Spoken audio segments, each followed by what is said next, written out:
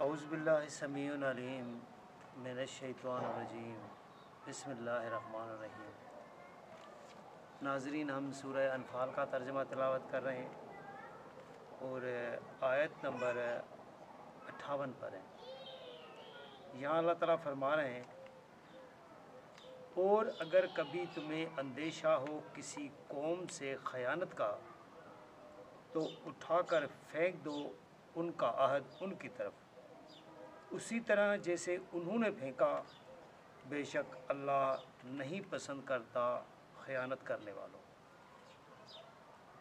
यानी यहाँ अल्लाह ताला हुज़ूर सल्लल्लाहु अलैहि वसल्लम को बता रहे हैं कि ए नबी, अगर आपको कोई अंदेशा हो कि कोई कौम जिसने आपसे कोई अहद किया है, अभी वो अपने अहद को यानी वादे को, मुआहदे को तोड़ रही है, तो आपने उसके मुआहदे को तोड़ देना है। क्योंकि वो मुआहदे को तोड़ के आपके ख़िलाफ़ कोई काम करेगी तो बेहतर है कि आप उसका मुआहदा तोड़ दें और उसके ख़िलाफ़ इक़दाम शुरू कर लें। फिर अल्लाह ताला मुआहदा जो किया होता है उसको अमानत के तौर पर ले रहे होते हैं, क्योंकि वो जो बातें की होती हैं वो एक अमानत है। एक दूसरे के साथ बंदे ने कुछ अहद बांधे होते हैं, तो फिर अल्लाह ताला फरमा रहे हैं कि अल्लाह ताला पसंद नहीं करता ख़यानत करने वालों को, जो अमानत में ख़यानत करता है।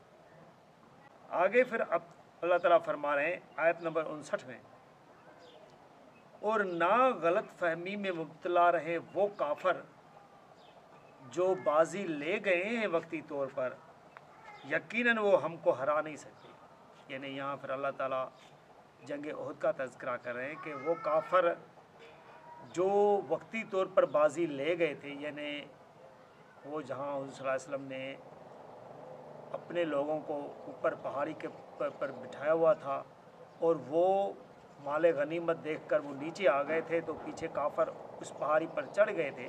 तो अल्लाह ताला अगर चाहते तो वहाँ भी बाजी पलट सकते थे, लेकिन अल्लाह ताला ने वो नहीं चाहा। अल्लाह ताला ने यही चाहा कि इन्होंने, मुसलमानों ने गलती की है, इनको इसकी सज़ा मिलनी चाहिए। तो यही बातें होती हैं जो मुआज़े के तौर पर आती हैं कि एक बंदा खुद गलती कर रहा होता है, फिर अल्लाह ताला अगर चाहते हैं तो उस गलती का अज़ाला कर देते हैं, अगर चाहते हैं तो। अगर नहीं चाहते तो उसी को उसी तरह रहने देते हैं, तो आगे वाले को सबक मिले।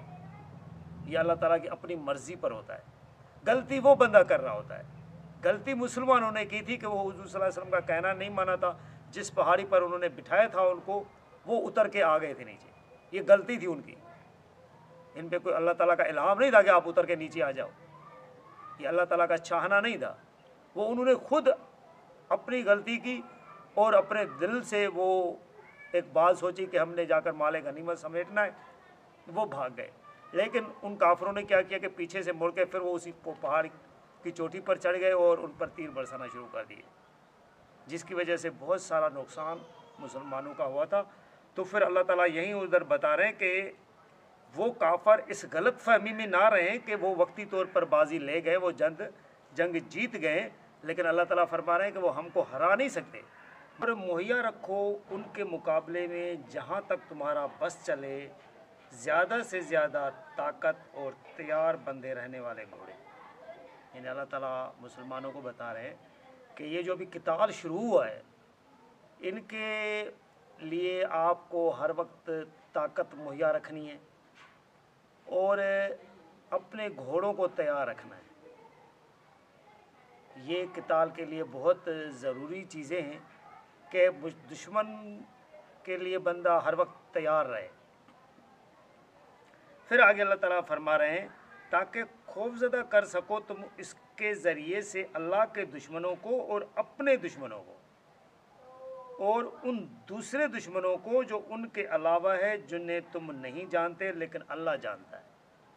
यानी फिर अल्लाह ताला फरमा रहे हैं कि ये आप क्यों ताकत मुहैया रखनी है और घोड़ों को तैयार रखना है कि जब आप तैयार रहेंगे हर वक्त, तो जो अल्लाह के दुश्मन हैं, यानी जो अल्लाह के दीन के दुश्मन हैं, काफर लोग हैं, और जो तुम्हारे दुश्मन हैं इस दीन की वजह से, वो खौफज़दा रहेंगे।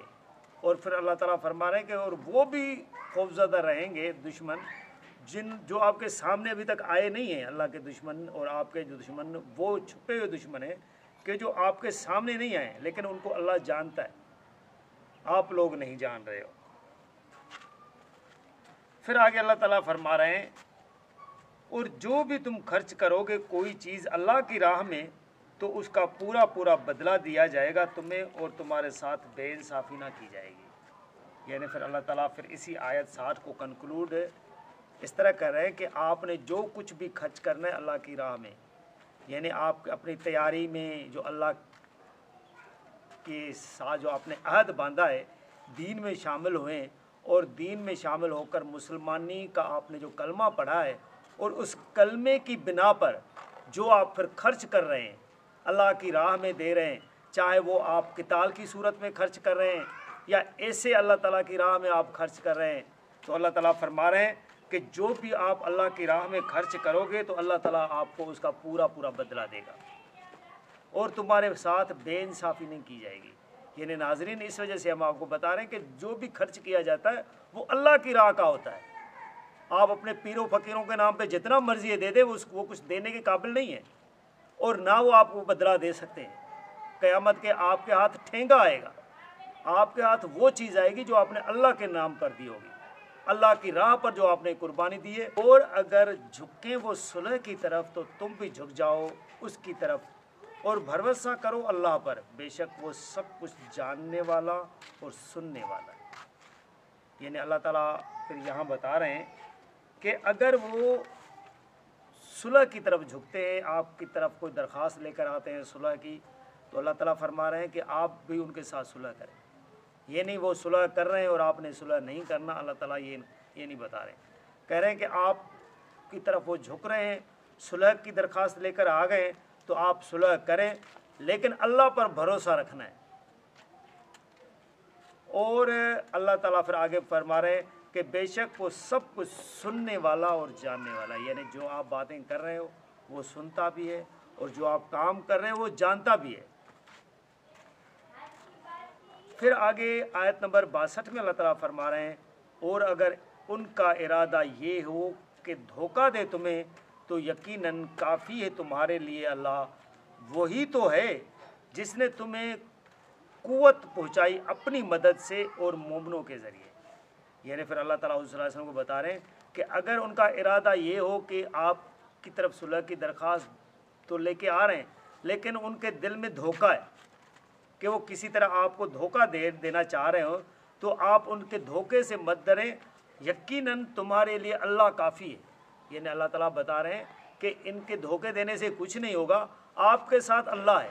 تو یہی تو ہم آپ کو بتا رہے ہیں کہ نبی کے ساتھ بھی اللہ تھا، ہم نے بھی اللہ کو اپنا مددگار سمجھنا ہے، ہم نے نبی کو نہیں سمجھنا، یا ولی علی کو نہیں سمجھنا، یا جو اپنے یہ جو ولی بنائے ہوئے ہیں گلی محلے کے پیر پیغمبر جو بنائے ہوئے ہیں، ان کو کچھ نہیں سمجھنا، ہم نے بھی اللہ کو سب کچھ ماننا ہے۔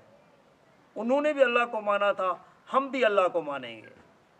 اللہ ہی کی ذات ہے جو ساری کائنات کو تب بھی چلا رہی تھی اور اب بھی چلا رہی ہے۔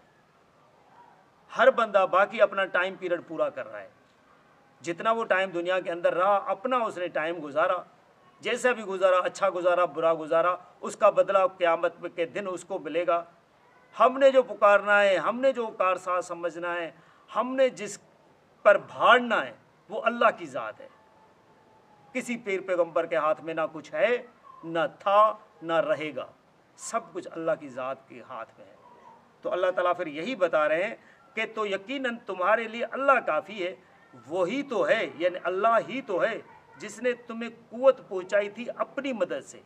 یعنی اللہ تعالیٰ نے اپنی مدد کی تھی، تمہیں طاقت پہنچائی تھی، اور مومنوں کے ذریعے، یعنی وہ لوگ جنہوں نے اللہ کو مان کر تیرے ساتھ لگے تھے، تابعداری اختیار کی تھی، مسلمان لوگ۔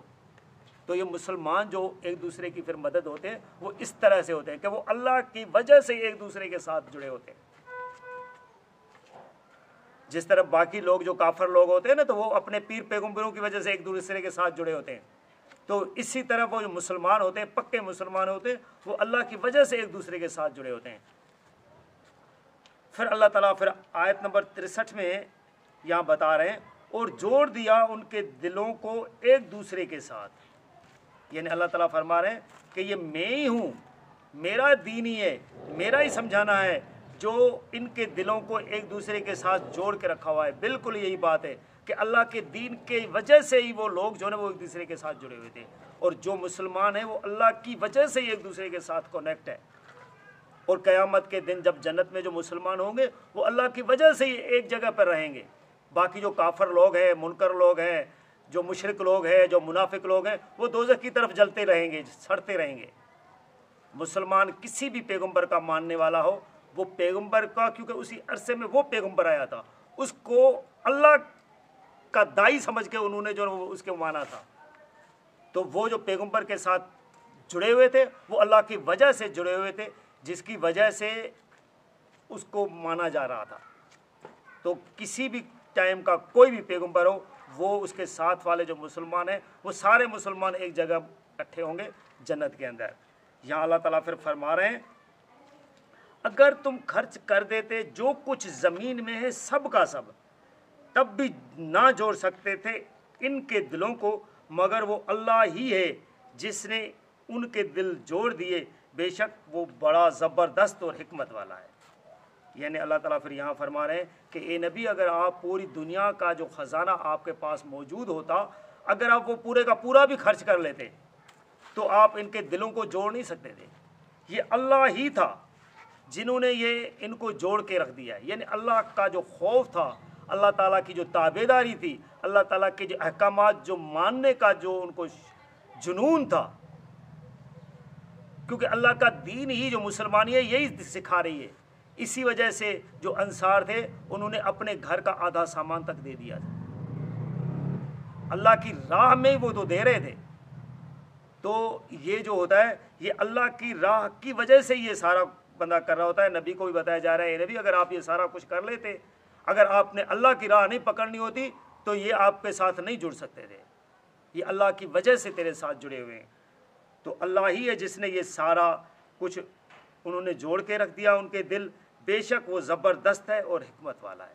یعنی اللہ تعالیٰ بہت بڑا بھی ہے اور یہ حکمت والا ہے، یہ کام جو ہے وہ حکیمانہ کر رہا ہوتا ہے۔ پھر اللہ تعالیٰ آگے آیت نمبر 64 میں بتا رہے ہیں اے نبی، کافی ہے تمہارے لیے اللہ اور ان لوگوں کے لیے جو تمہارے پیروکار ہیں مومنوں میں سے۔ یعنی پھر نبی کو بتایا جا رہا ہے اے نبی، آپ کے لیے اللہ کافی ہے اور ان لوگوں کے لیے بھی اللہ کافی ہے جو مومن ہیں، جو تیری تابع داری کر رہے ہیں، جو حضور صلی اللہ علیہ وسلم کی تابع داری کر رہے ہیں، جو مسلمانی میں پکے مسلمان ہیں، جو خود کو مسلمان سمجھ رہے ہیں اور مسلمان ہیں، جنہوں نے حضور صلی اللہ علیہ وسلم کی تابع داری کی ہے، جو سمجھ رہے ہیں کہ ہم اللہ کے رسول کی پیروی اختیار کر رہے ہیں، ان کے لیے بھی اللہ تعالیٰ یہاں یہی بتا رہے ہیں کہ اللہ ہی کافی ہے۔ تو آج کے مسلمان کے لیے بھی اللہ ہی کافی رہے گا۔ یہ پیر پیغمبر جس کے نام پر یہ میلادیں کر رہے ہوتے ہیں، جو محرم میں منا رہے ہوتے ہیں، یہ ایک شرکانہ کام ہے، مشرکانہ کام ہے، اور یہ کام آپ کو دوزخ کی طرف لے جائے گا۔ وہی کام جو اللہ کے خالص اللہ سے آپ لو لگانے کے لیے نیت سے کر رہے ہیں وہ آپ کے کام آئے گا۔ اسی لیے اللہ کو مانو اور اللہ کو سب کچھ مان کر چلو تو آپ بچیں گے، ورنہ آپ کے بچنے کے چانسز بالکل صفر ہے، زیرو ہے۔ تو لہٰذا ناظرین، ہم آیت نمبر 64 میں سورہ انفال پر یہ ویڈیو کنکلوڈ کر رہے ہیں۔ آگے آیت نمبر 65 میں اللہ تعالیٰ کیا فرما رہے ہیں ہم آپ کو اگلی ویڈیو میں بتائیں گے۔ جزاک اللہ۔